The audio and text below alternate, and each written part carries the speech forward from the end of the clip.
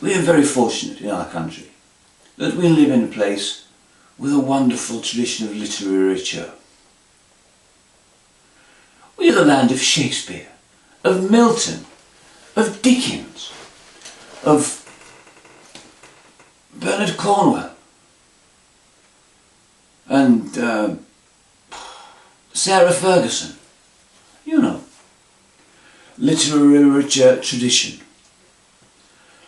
And in the mix of this, there's nothing more wonderful, I think, than this particular journal. The Beano is a wonderful, wonderful institution. A weekly magazine of things that really epitomise the British way of life and the British spirit, you see. All I need to do is glance through this and see wonderful British values, like domestic violence, ageism, casual racial stereotyping, more casual racial stereotyping, if you count the Scots as a race.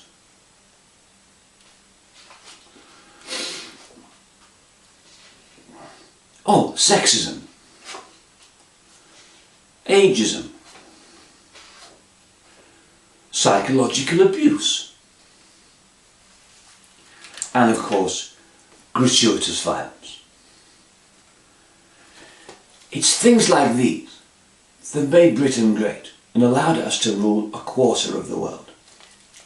So I say, bring back the Beano, because it's a wonderful British institution.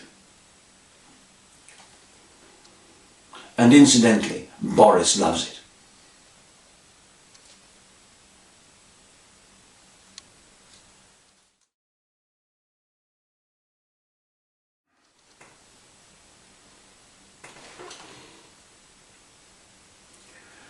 You don't think I read the Dandy, do you?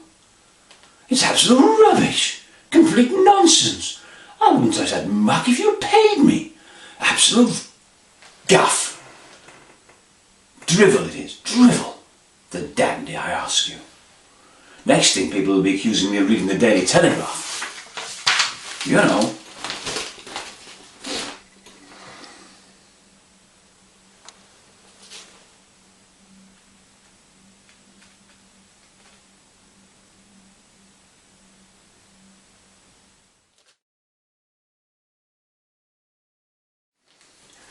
The other day, I was minding my own business at home when my wife said to me, she said, "Oi, I'm going out, matey." I said, "Right." She said, "You've got to be prepared." So I said, "Well, I'll tell you what, I'll phone Bear Grylls and see if he'll get me into the scouting movement, you know, fast track."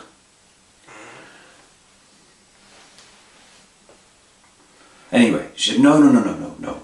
She said, "The blind man's coming. And he needs access to the living room." And I thought, oh my God, no, oh God, anyway. I can't deal with disability. I'm useless at that sort of stuff. I can't handle disabled people. I don't know what to do. Anyway, so she goes out, right? So I clear a path, you know, so he can get from the door to the living room, you see, without tripping over anything and falling on his face and breaking his nose and whatnot. I can't do that. So I'm very careful, you see, to be disability friendly and make sure that there's a pathway from the door to the living room, you see. Anyway, a couple of hours later he turns up, he knocks on the door. Seems to be very agile, you know, because I know blind people are very clever, they use their ears and stuff and they're very good at navigating. Anyway, clearly he's forgotten his white stick, silly man. Anyway, so he walks in with a big book of something, I don't know what it is, anyway. And a pencil, you see. So he comes in the house, says hello, I say hello. And he walks into the hallway, you know. And he drops his pencil. And I thought, oh my God, I better pick it up for him.